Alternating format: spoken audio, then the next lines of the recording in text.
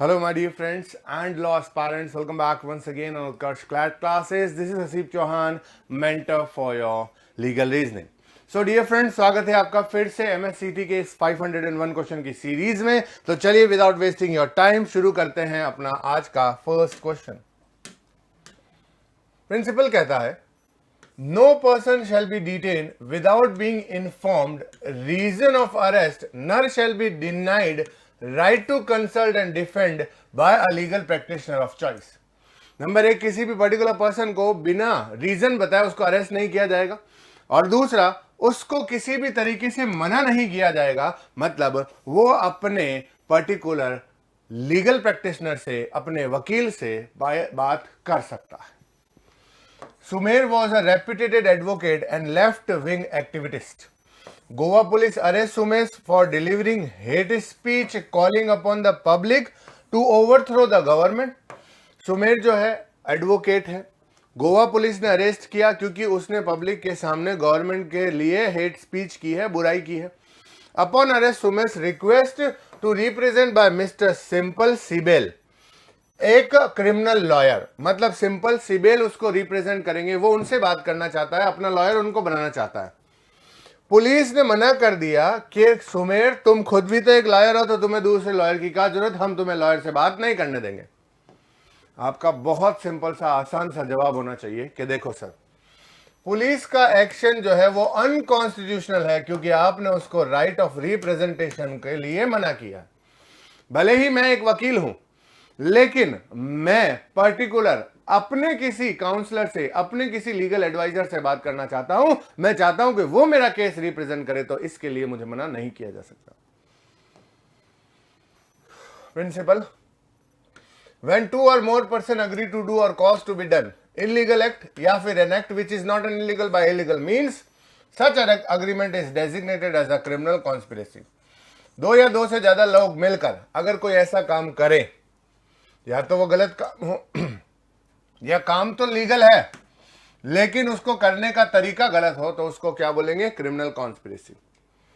It is immaterial whether the illegal act is the ultimate incidental object of such agreement. इस बात से कोई फर्क नहीं पड़ता कि आप जिस पर्टिकुलर अग्रीमेंट को बना रहे हो उसका मेन मोटो वो इलीगल एक्ट करना था या इलीगल एक्ट करना नहीं था.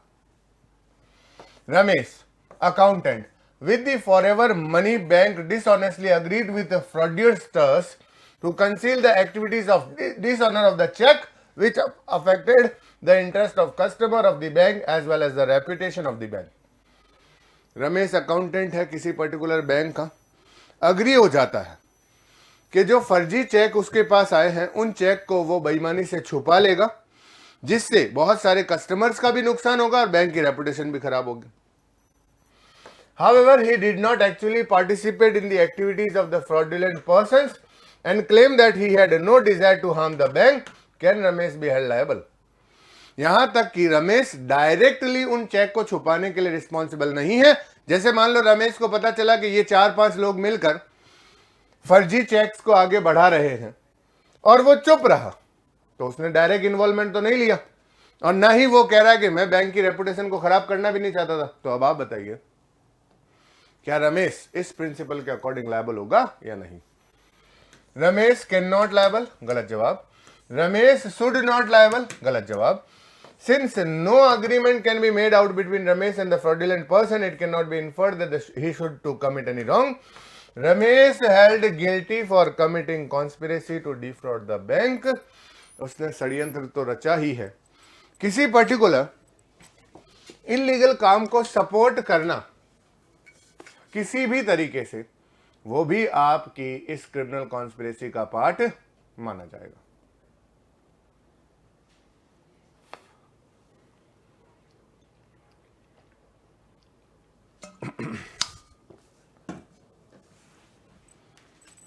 समझ गए दोस्तों?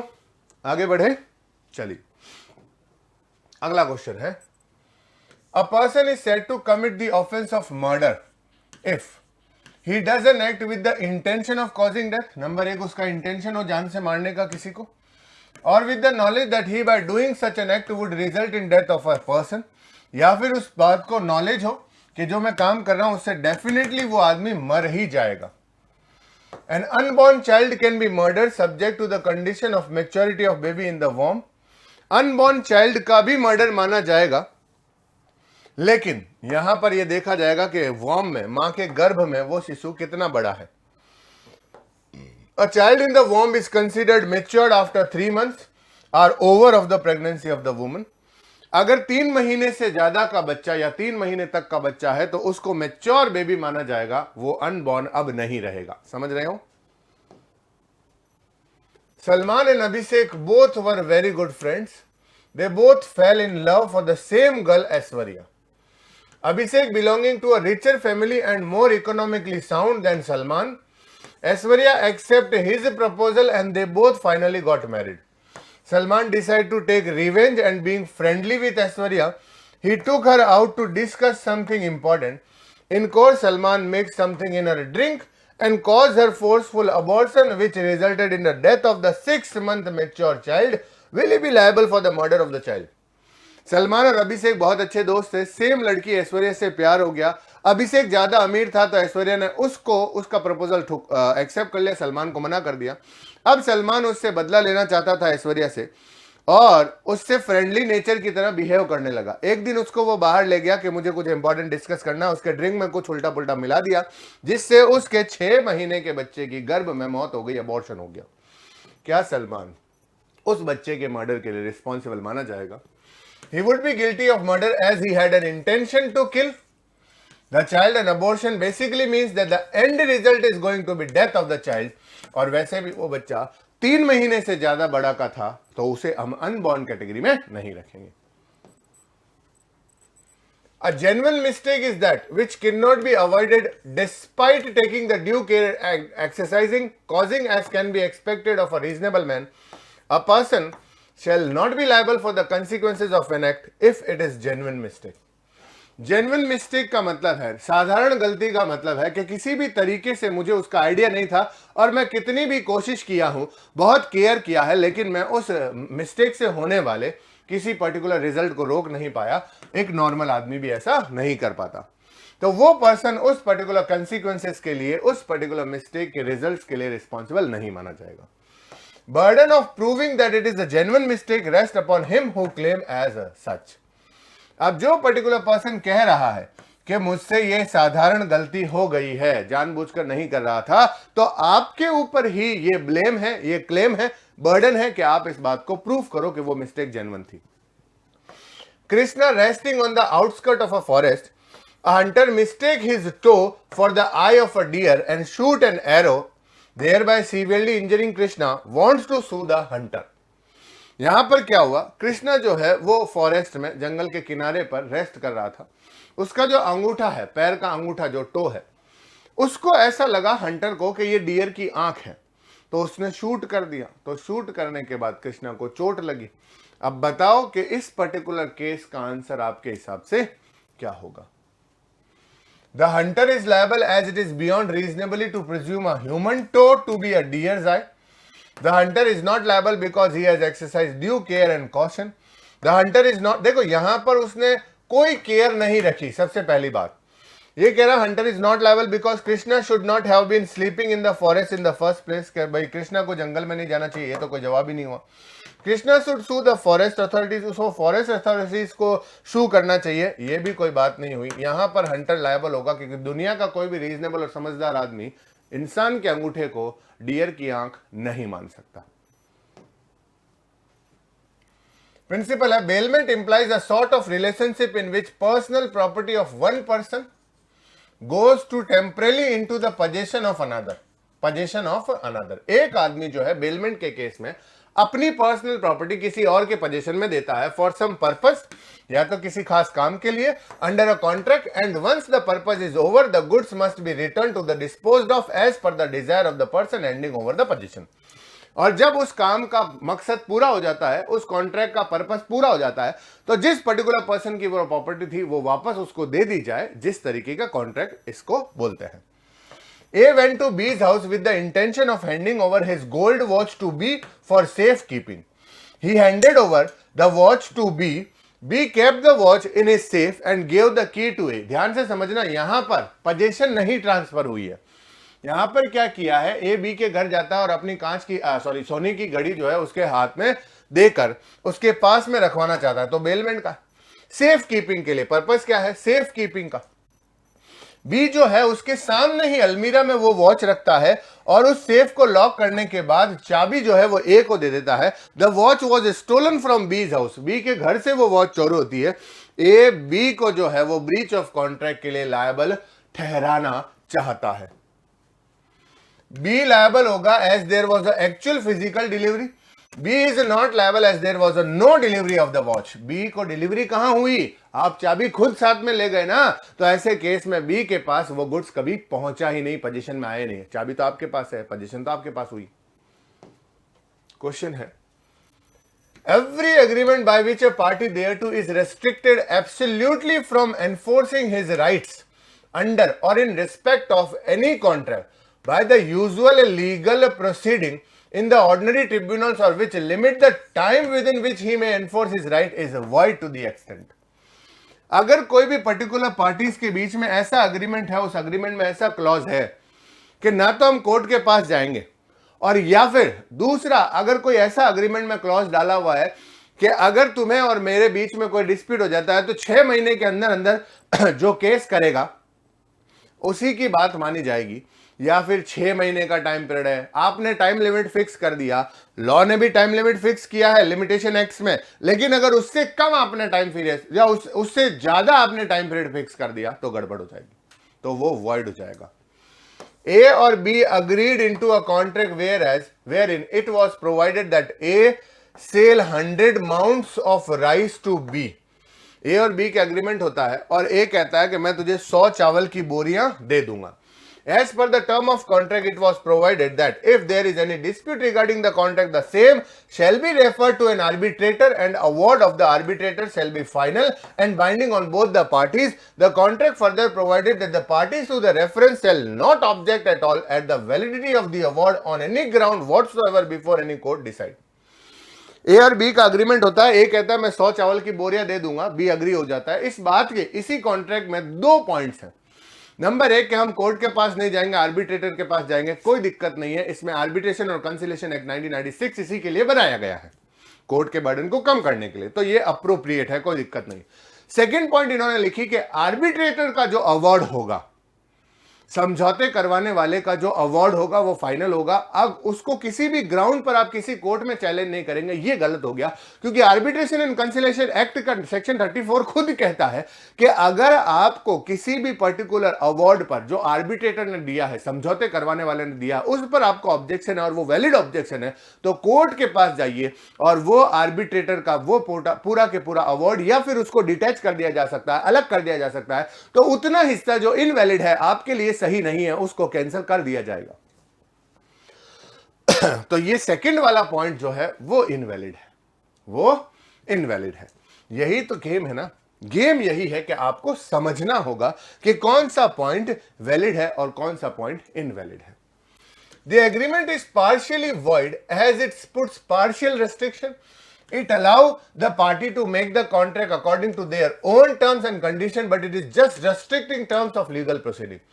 तो जब आप लीगल प्रोसीडिंग के कोई भी पर्टिकुलर पॉइंट को रेस्ट्रिक्ट करते हो तो वहीं आपका सारा अग्रीमेंट खत्म हो जाता है। अग्रीमेंट वैलिड होगा as arbitrators have been given powers of civil court under arbitration and conciliation act. The agreement is void as it bars the parties from approaching the court of law in case they have objection regarding the award। तो सही option होगा सी कि पूरा के पूरा agreement ही void माना जाएगा, क्योंकि वो पर्टिकुलर किसी भी दोनों पार्टी में से किसी भी पार्टी को कोर्ट ऑफ लॉ में रिप्रेजेंट होने की, लीगल प्रोसीडिंग करने की लिए ही मना कर देता है, तो वहीं पर सारा गेम खत्म। No child below the age of 14 shall be employed in any factory or mine or any other hazardous employment। कोई भी बच्चा जो 14 साल से छोटा का हो वो किसी एम्प्लॉयमेंट में, फैक्ट्री में हजार्डस केस के तरीके में काम नहीं करेगा। मनी 13-year-old boy है, worked at a tea stall outside अपस्टेक्स of a factory Navi Mumbai. Mani used to visit the factory twice a day to supply tea to labours and factory staff. Mani 13 साल का बच्चा है, चाय की दुकान पर काम करता है, फैक्ट्री में काम नहीं करता, लेकिन दिन में 2 बार फैक्ट्री वर्कर्स को चाय पिलाने के लिए उस फैक्ट्री में जरूर एंट्री मारता है। मनी का एम्प्लॉयमेंट वैलिड है क्योंकि वो फैक्ट्री के अंदर काम नहीं कर रहा, चाय की दुकान पर। मनी का एम्प्लॉयमेंट इज इनवैलिड है partially, his role amount to hazardous employment. तो ये होगा इसका सही आंसर, क्योंकि आधा उसका जो काम है वो इस वजह से जुड़ा हुआ है कि उसको अंदर जाना ही पड़ेगा। तो ऐसे केस में उसका एम्प्लॉयमेंट जो है वो इनवैलिड है, क्योंकि आधा काम अगर हजार्डस है और आधा काम सेफ है तो पूरा के पूरा अग्रीमेंट, क्योंकि अगर वो फैक्ट्री के अंदर चाय देने के लिए नहीं जाएगा तो टी शॉप पे उसको क्यों रखा है, समझ रहे हो? तो ऐसे केस में वो एम्प्लॉयमेंट ही इनवैलिड माना जाएगा और उसके ओनर को पकड़ा जाएगा, चाय वाले के ओनर को। Whatever a person can do personally, he can do through an agent. The act of agent are considered to be the act of principal and hence bind the principal legally. जो कोई भी person खुद कोई काम कर सकता है अपने एजेंट के थ्रू भी करवा सकता है वही काम, और जो एजेंट काम करता है प्रिंसिपल उसके लिए बाइंड होगा। Minor is a person who has not attained the age of 18 years and is not competent to contract. Any agreement entered into by minor is void ab initio. Minor 18 से कम के बच्चे को कहते हैं जो कॉन्ट्रैक्ट करने के लायक नहीं होता। कोई भी एग्रीमेंट जो माइनर के साथ या माइनर के द्वारा किया जाए वो शुरुआत से ही जीरो है, वॉइड है। Sumit wanted to purchase a flat, at that time Sumit was 17 years old, minor है और एक फ्लैट खरीदना चाहता है। Sumit named his uncle Rajiv to act on his behalf to negotiate the deal with real estate company. Sumit जो है राजीव अपने अंकल को भेजता है कि आप इस रियल एस्टेट कंपनी के साथ अग्रीमेंट कर लो, नेगोशिएशन कर लो। Rajiv signed the contract with the real estate company. After taking possession of the flat, Rajiv refused to fulfill the obligation under the contract. The company sued Sumit for a breach of contract. अब यहां पर एक minor जो है ना वो अपना agent बना रहा है, और पहला ही प्रिंसिपल क्या कहता है कि जो प्रिंसिपल कर सकता है वो उसका एजेंट कर सकता है। तो प्रिंसिपल ही कॉन्ट्रैक्ट नहीं कर सकता तो एजेंट भी नहीं कर सकता। समझ रहे हो? राजीव ने मना कर दिया कि मैं तो आपका कॉन्ट्रैक्ट पूरा नहीं करूं। उन्होंने सुमित पर केस किया, तो वो शुरू से ही एग्रीमेंट ही वॉइड था ना बेटा। तो अब आप बहुत सिंपली इस आंसर को समझिए कि सुमित जो है वो बाउंड होगा by the contract as he was represented by agent, गलत। Sumit is not bound by a contract as the contract was signed by his uncle and the real estate company he was a stranger, गलत। Sumit is not bound by the contract as the contract is void ab initio. उससे कोई लेना देना ही नहीं होगा इस contract से, क्योंकि कॉन्ट्रैक्ट आपका स्टार्टिंग से ही जीरो था। क्लियर? क्वेश्चन देखिए, Nothing is an offense which is done by a person who is or who by a reason of mistake of fact and not by reason of mistake of law in a good faith believe himself to be bound by law. कोई भी particular person अगर fact, circumstances, situation को समझकर कोई भी गलती कर देता है तो वो ऑफेंस नहीं है, लेकिन वो ये नहीं कह सकता कि मैं कानून नहीं जानता, मुझे कानून के बारे में पता नहीं था। मतलब मिस्टेक ऑफ फैक्ट एक्सक्यूजेबल है, mistake of law is not excusable. लेकिन आपका मिस्टेक ऑफ फैक्ट जो है वो गुड फेथ में होना चाहिए, और आपको ये महसूस होना चाहिए जब आप ये गलती कर रहे थे तो आपको ये लगना चाहिए कि मैं तो ये सही कर रहा हूं। In order to convict a man for committing an offense, it must be shown that the had guilty intent. और किसी भी पर्टिकुलर पर्सन को किसी क्राइम के लिए गिरफ्तार करने के लिए आपको यह प्रूव करना पड़ेगा कि उसका गिल्टी माइंड था, उसकी इंटेंशन गलत थी।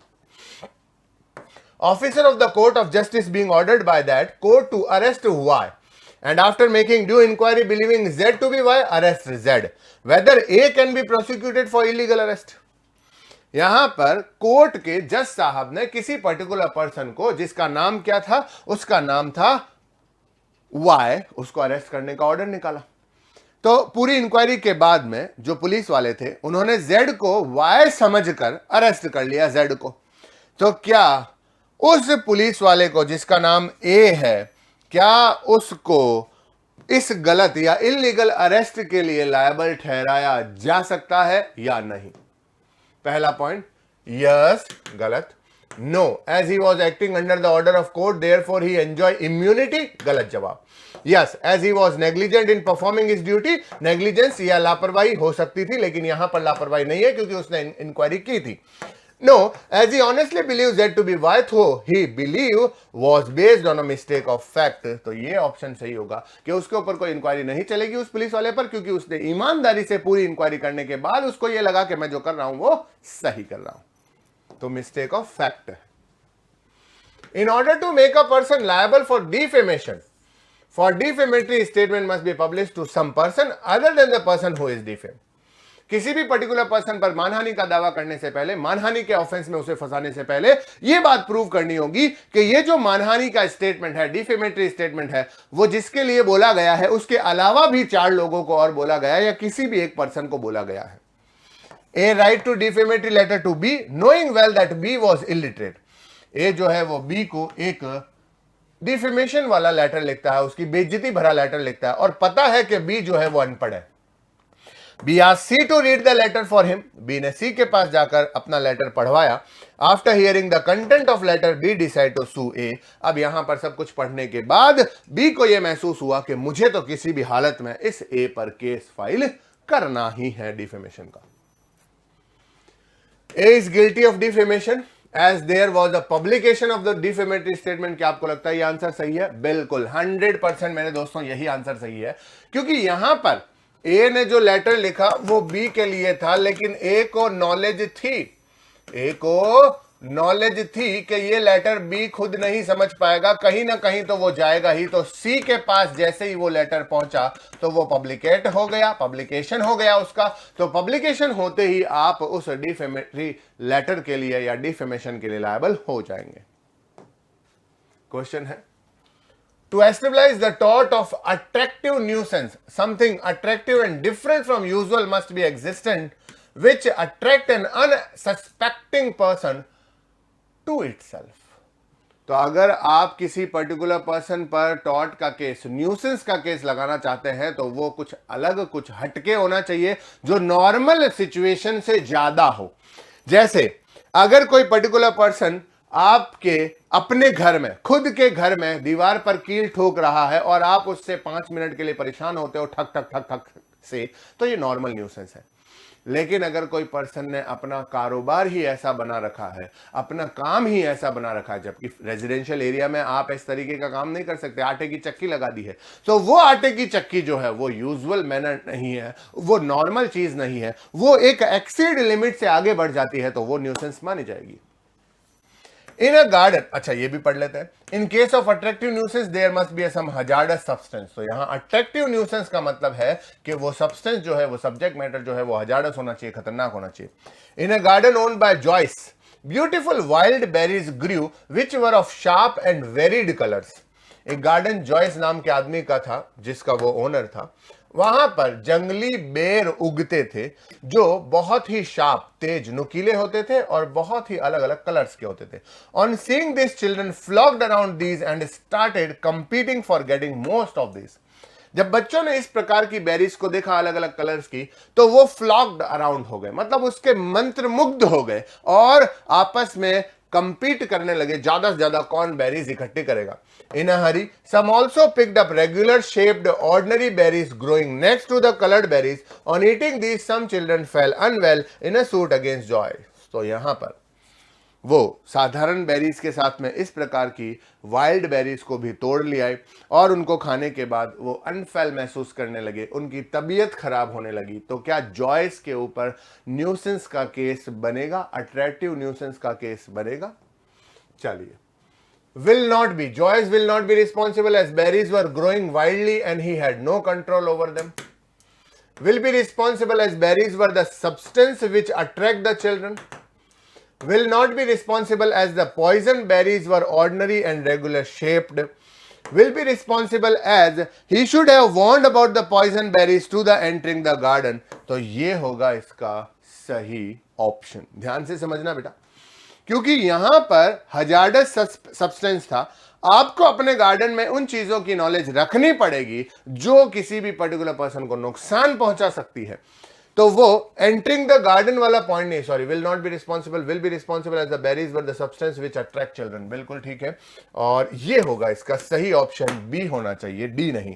क्योंकि सिर्फ एंटरिंग ऑफ द गार्डन पे अगर आप कोई बोर्ड लगा लोगे कि इस प्रकार की पॉइजन बेरी भी उगती है, उससे कोई फर्क नहीं पड़ेगा। आपको प्रॉपर फेंसिंग करनी होगी, आपको उन बेरीज को या तो वहां से कटवा देना चाहिए या फिर प्रॉपर फेंसिंग करने के बाद कोई चेतावनी का बोर्ड लगाना चाहिए। तो यहां जॉयस रिस्पॉन्सिबल होगा, क्योंकि वो जो है अट्रैक्ट द चिल्ड्रन करती है और ऐसा सब्सटेंस है जो हजार्डस सब्सटेंस है, नुकसान देने वाला सब्सटेंस है, तो ऐसे केस में वो रिस्पॉन्सिबल माना जाएगा।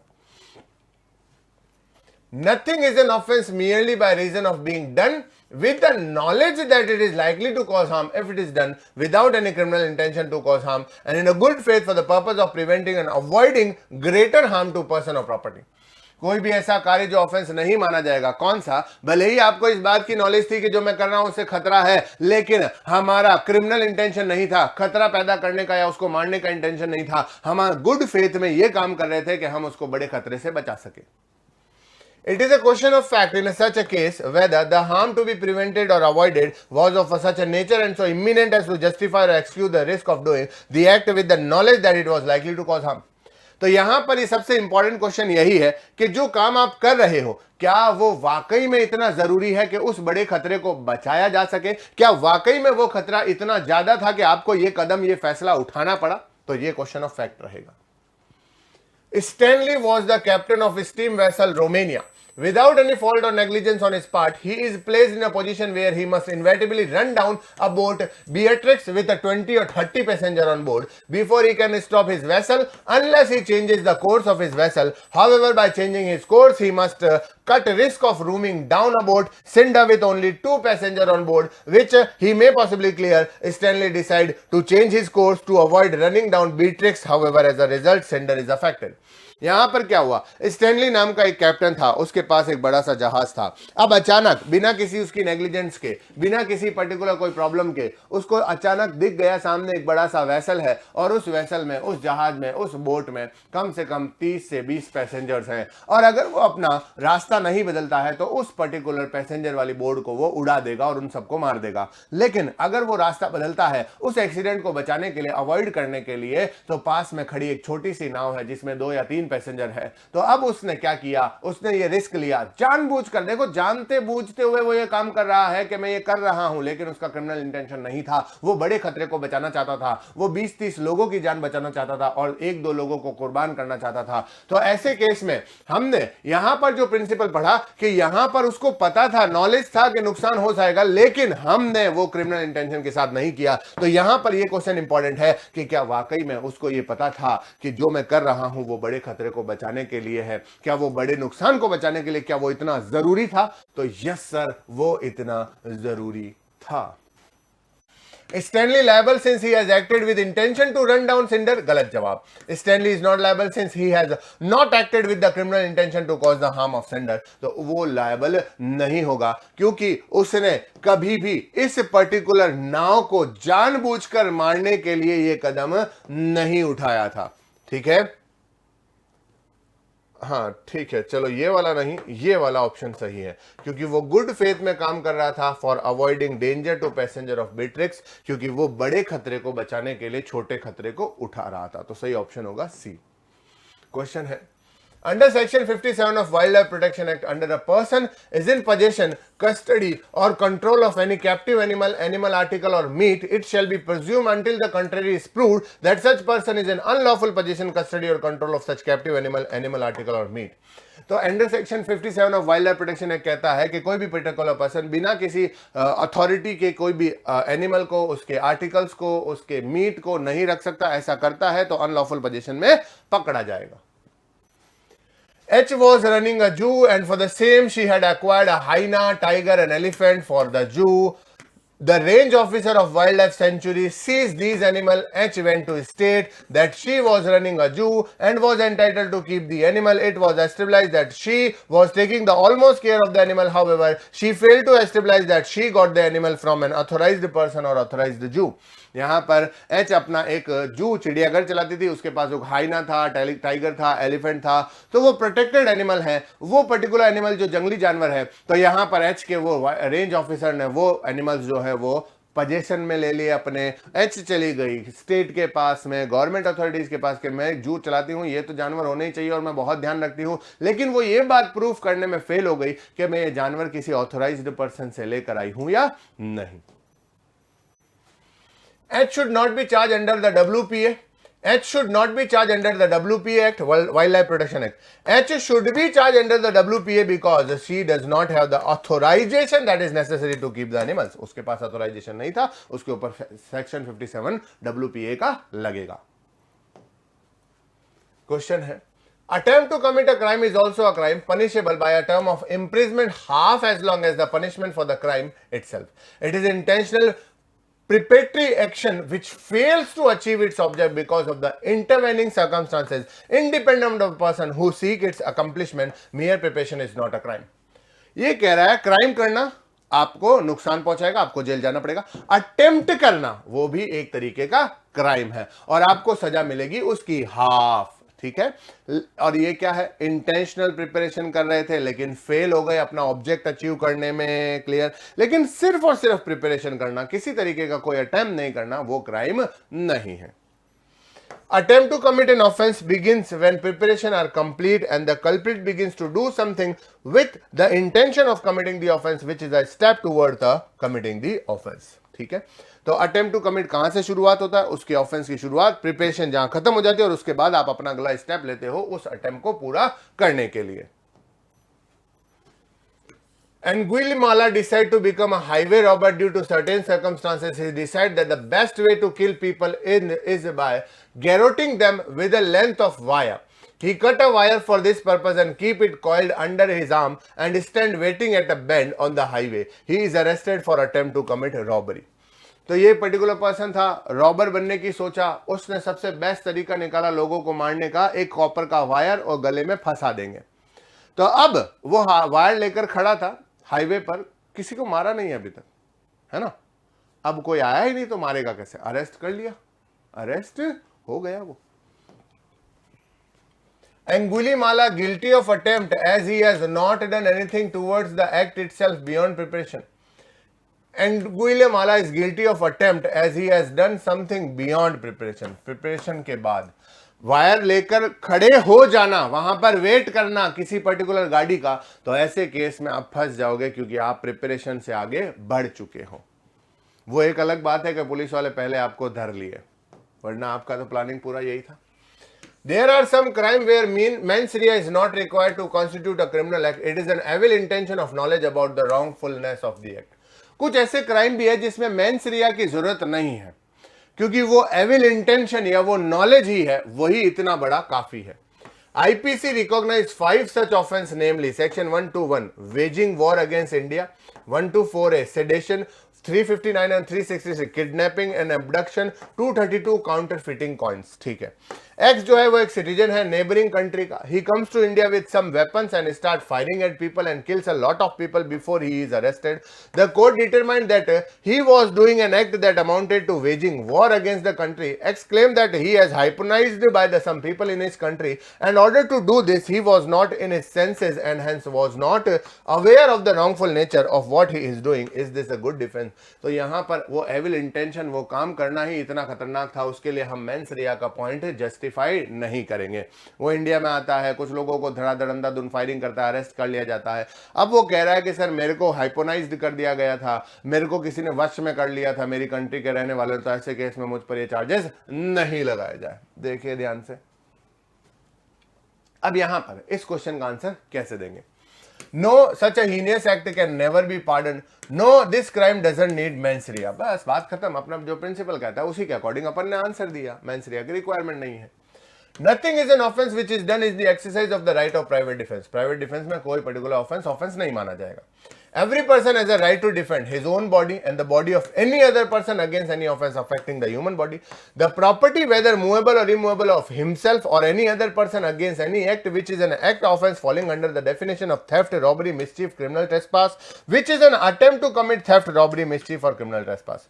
खुद की रक्षा, किसी और के जान की रक्षा, खुद की प्रॉपर्टी चाहे मूवेबल हो इमूवेबल हो, किसी की भी प्रॉपर्टी जहां पर उसको खतरा हो कि ट्रेसपास हो रहा है, मिसचीफ हो रहा है, रॉबरी हो रही है, चोरी हो रही है, या ये अटेम्प्ट भी होगा ना, भले ही चोरी नहीं हुई है लेकिन चोरी करने की कोशिश की जा रही है, तो उसमें भी उस पर्टिकुलर पर्सन के पास में प्राइवेट डिफेंस का राइट अराइज हो जाता है।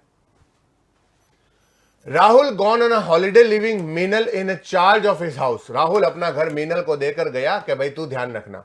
When he returned a day earlier during evening time, Meenal, taking Rahul to be a housebreaker, attacked him with a stick and hit him hard on his head. Rahul collapsed on the ground. Would Meenal be liable? तो एक दिन पहले आ गया राहुल साहब evening को ही, तो मीनल को लगा ये हाउस ब्रेकर है, उसके माथे पर डंडा मारा और बेचारा थोड़ा कोलैप्स हो गया, बेहोश हो गया।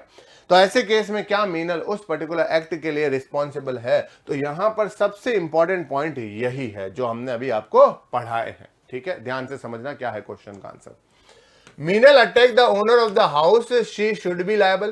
Meenal should have checked who it was before attacking Rahul with a stick, she would be liable. तो यहां पर आपको किसी भी एक्ट को प्रूफ करने के लिए पहले को ये तो देख लो कि वाकई में वो चोर है या नहीं है, थेफ्ट है या नहीं है, सिर्फ अंदाजे से नहीं कर सकते।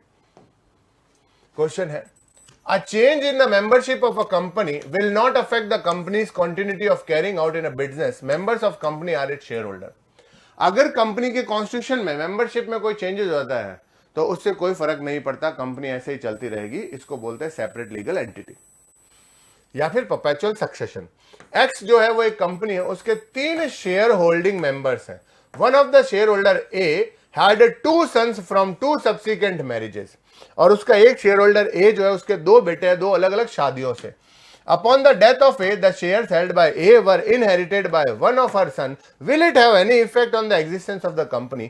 डेथ की मौत के बाद उसके एक बच्चे को सारे शेयर मिल जाते हैं, क्या इससे कंपनी पर कोई भी इफेक्ट पड़ने वाला है? क्या आपको इसका आंसर लगता है? यस, गलत। No, existence will not get affected because the company has perpetual succession. No, because the company can exist irrespective of who holds the membership. Both B and C दोनों ही सही आंसर है, क्योंकि perpetual succession मतलब होता है continuing life until interference by the law. Company को पैदा भी लॉ करता है, मारता भी लॉ है, और मेंबरशिप कोई भी हो उससे कोई फर्क नहीं पड़ता, कंपनी का अपना कारोबार ऐसे ही चलता रहता है।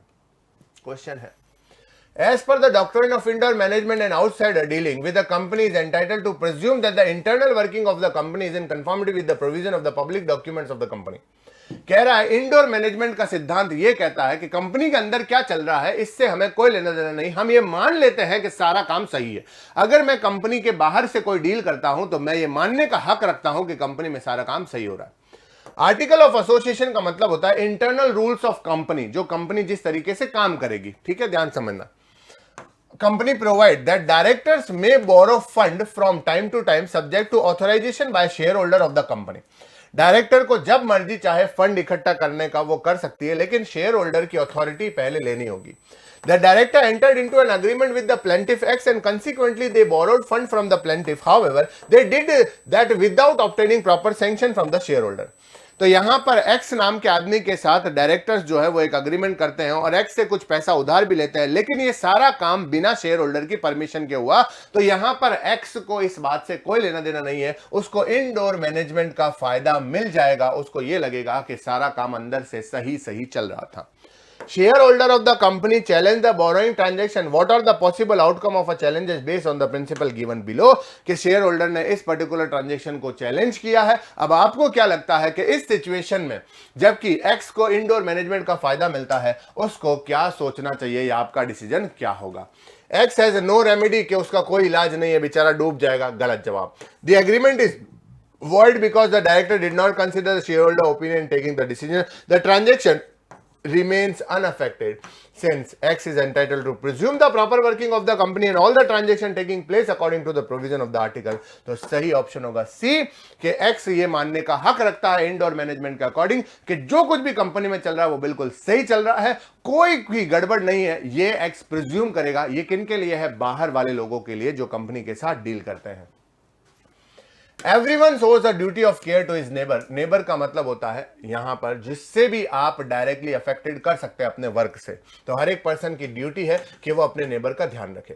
Duty of care implies obligation upon one person to take reasonable precaution to ensure that the harm is not caused to the other person by the first person. बस सिंपल है कि ड्यूटी ऑफ केयर का मतलब है आपकी किसी act से किसी और को डायरेक्टली नुकसान नहीं हो। Humayun liked going to library a lot. The stairs of the library are very steep and slippery and one has to go carefully. One day, he is on the verge of delay in returning a book and may consequently be fined for it. When climbing up the stairs of the library, he slips and falls. He now wants to sue the library. Humayun अक्सर library जाता है। Library की सीढ़ियां बहुत ही slippery है, बहुत ही खराब है। एक दिन बहुत लेट हो गया था क्योंकि बुक जमा करवानी थी, नहीं तो उसको फाइन लग सकता था, और वो स्टेयर्स को जंप कर रहा था, तो ऐसे केस में वो स्लिप हो गया और वहीं पर उसको चोटें भी लगी। अब वो लाइब्रेरी वालों पर केस फाइल करना चाहता है।